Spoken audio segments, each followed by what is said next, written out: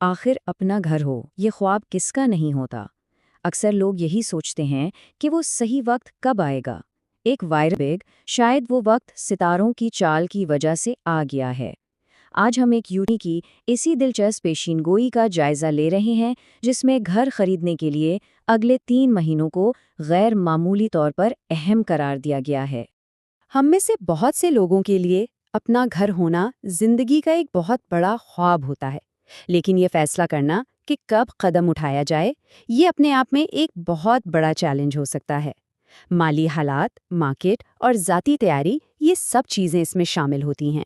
اب اس ویڈیو کا جو مرکزی دعویٰ ہے وہ یہ ہے کہ اپریل، مئی اور جون 2026 کے مہینے جائیداد خریدنے کے لیے ایک خاص کائناتی توانائی رکھتے ہیں۔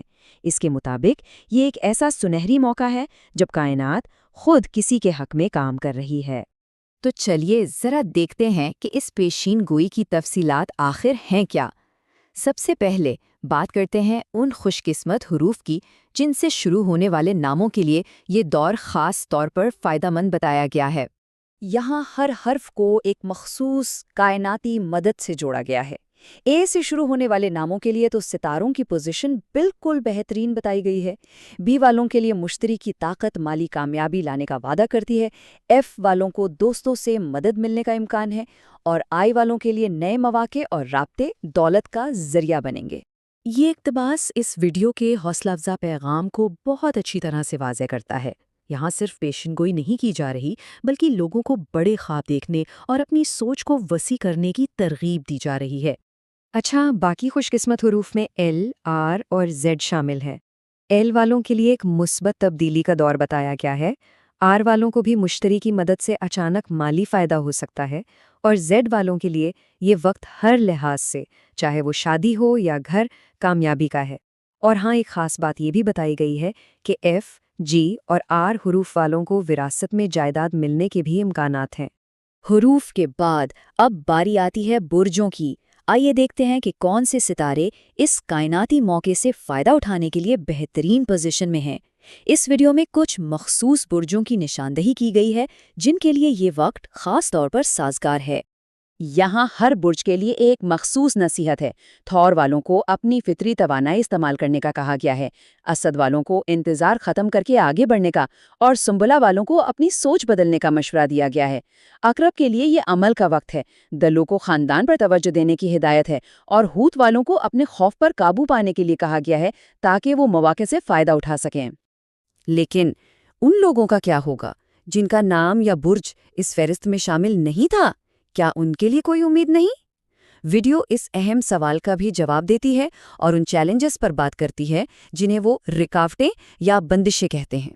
تو اس ویڈیو کے مطابق کچھ حروف سے شروع ہونے والے ناموں کے لوگوں کو مخصوص رکاوٹوں کا سامنا ہے۔ مثال کے طور پر کے اور ٹی والوں کو عمومی بندش کا سامنا ہے، ایم اور ڈبلیو والے فیصلہ کرنے میں دشواری محسوس کر رہے ہیں، جبکہ ایس والوں کے لیے فنڈز کی کمی ایک بڑا مسئلہ ہے۔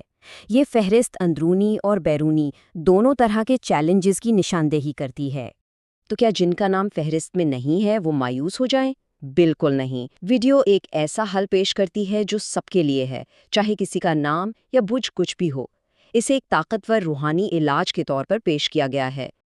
لیکن آگے بڑھنے سے پہلے یہ سمجھنا ضروری ہے کہ وظیفہ آخر ہوتا کیا ہے۔ یہ ایک روحانی عمل ہے جس میں ایک خاص مقصد کے حصول کے لیے مخصوص دعاؤں کو ایک مقررہ تعداد میں پڑھا جاتا ہے۔ اس عمل کے مراحل بہت واضح ہیں۔ سب سے پہلے نیت کرنا، پھر اسے ایک مخصوص وقت یعنی تہجد سے صبح 11 بجے کے درمیان کرنا، ایک خاص دعا کو ایک خاص تعداد میں پڑھنا، اور اس عمل کو بغیر کسی وقفے کے پورے 21 دن تک مکمل کرنا ہے۔ اور وہ خاص تعداد ہے 786۔ 786 یہ کوئی عام ہندسہ نہیں، بلکہ اس روحانی عمل کا ایک کلیدی جزو ہے۔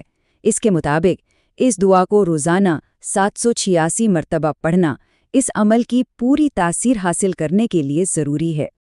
آخر میں ویڈیو میں ایک اہم ہدایت دی گئی ہے۔ یہ عمل بزرگوں سے منسوب ہے، اس لیے اسے شروع کرنے سے پہلے اجازت لینے پر زور دیا گیا ہے، جو اس کے ثقافتی اور روحانی پس منظر کی عکاسی کرتا ہے۔ تو اس سب کا آخر مطلب کیا ہے؟